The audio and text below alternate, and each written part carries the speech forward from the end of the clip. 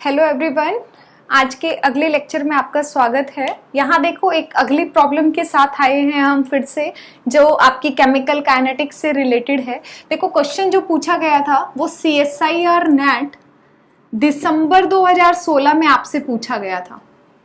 ध्यान से देखना क्वेश्चन में क्या था। इसने कहा है for a reaction with an activation energy आपको दे रखी है 49.8। यहां कर लेते हैं क्वेश्चन को सॉल्व। तो देखो क्या है, एक्टिवेशन एनर्जी आपको दी है 49.8 किलो जूल पर मोल आपको दे रखी है।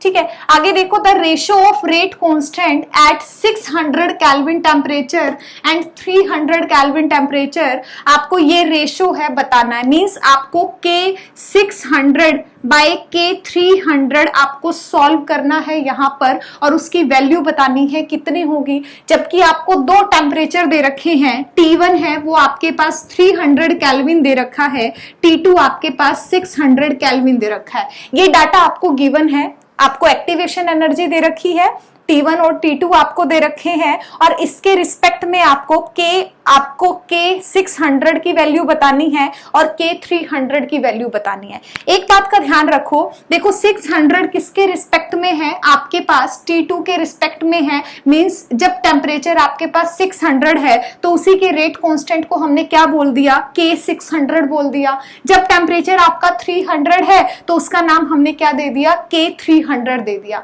तो इसी को मैं क्या लिख सकती हूं, इसको मैं लिख सकती हूं K2 अपॉन में K1 लिख सकती हूं। दोबारा देखो, आपके पास T2 टेम्परेचर 600 केल्विन है, तो इसके रिस्पेक्ट में आपने क्या कर दिया, क्योंकि यहाँ पर 2 है, T2 आपने इंडिकेट किया है, तो इस K600 को मैंने क्या लिख दिया, K2 लिख दिया, और इस K300 को जहां पर टेम्परेचर T1 हमने नाम दिया है 300 केल्विन का, इसको मैंने क्या लिख दिया, K1 लिख दिया। इजी लिखने के लिए, ताकि आपको बार बार इतना बड़ा ना लिखना पड़े। मींस आपको K2 बाय K1 की वैल्यू यहां पर फाइंड आउट करनी है, और आपको बताना है ABCD में से क्या आंसर आपके पास होगा।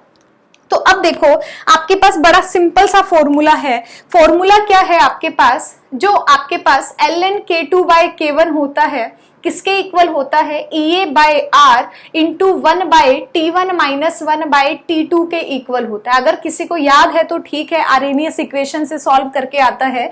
ln K2 बाय K1, देखो मैंने यहाँ पर आपके पास 2.303 से मल्टीप्लाई नहीं किया है, सिंपल ln की फॉर्म के अंदर किया है। क्यों? क्योंकि यहाँ पर आंसर है वो ln में आपके पास गिवन है, या e raise to the power में गिवन है। तो मैंने फॉर्मूले में क्या लिखा है, सिंपल लिखा है ln K2 बाय K1 किसके इक्वल होता है, EA बाय R के इक्वल है into 1 by T1 minus T2। इसको अगर मैं सॉल्व करती हूँ तो लिख सकती हूँ ln K2 by K1 equal to EA by R into, देखो T1 T2 आपके पास क्या है, LCM आ जाएगा, T1 से T1 कितना आएगा, T2 माइनस T1 आपके पास आएगा। तो ये आपके पास क्या है, फॉर्मूला है। आपको क्या करना है, आपके पास वैल्यू है, EA आपको दे रखा है, T1 और T2 आपको दे रखा है, क्वेश्चन में R भी आपको दे रखा है। ठीक है, तो आपको सिंपल क्या करना है, क्वेश्चन को सॉल्व करना है। तो देखते हैं, ln K2 बाय K1 आपको निकालना है।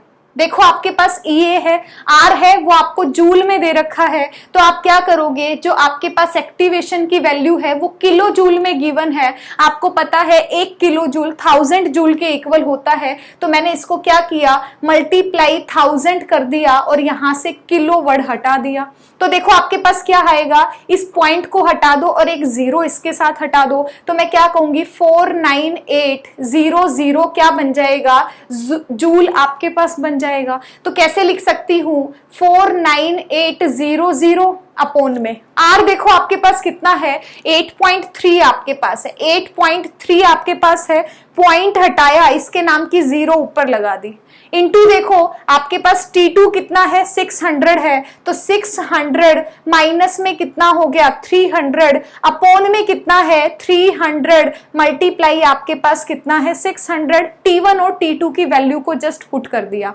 इसको सॉल्व करो, 600 माइनस 300 कितना होता है, सिंपल 300 आपके पास। क्लियर है? 300 से 300 कैंसिल आउट हो गया।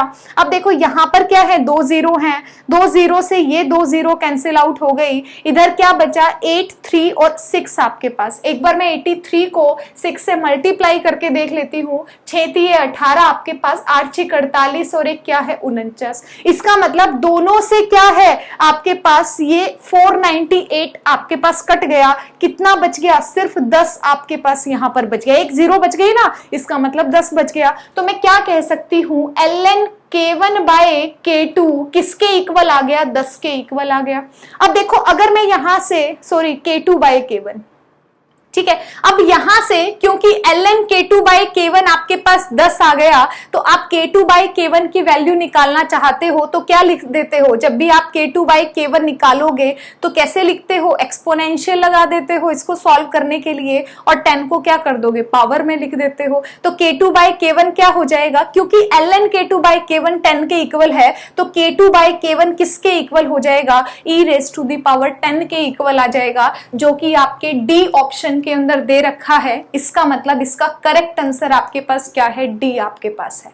सिंपल था, आपने क्या करना था, आर्हेनियस इक्वेशन से ln K2 बाय K1 किसके इक्वल है, EA by R activation energy upon में R आपके पास इनटू में 1 by T1 minus 1 by T2, या फिर सिंपल याद रखो T2 minus T1 bye T1 T2 आपके पास है। इस फॉर्मूले के अंदर जस्ट वैल्यू पुट करनी थी और आपको इसको सॉल्व करना था। तो इजी क्वेश्चन था, ठीक है। अगले क्वेश्चन के साथ फिर मिलेंगे, इसको नोट डाउन करना और एक बार फिर से सॉल्व करके देखना, फिर कभी मार नहीं खाओगे।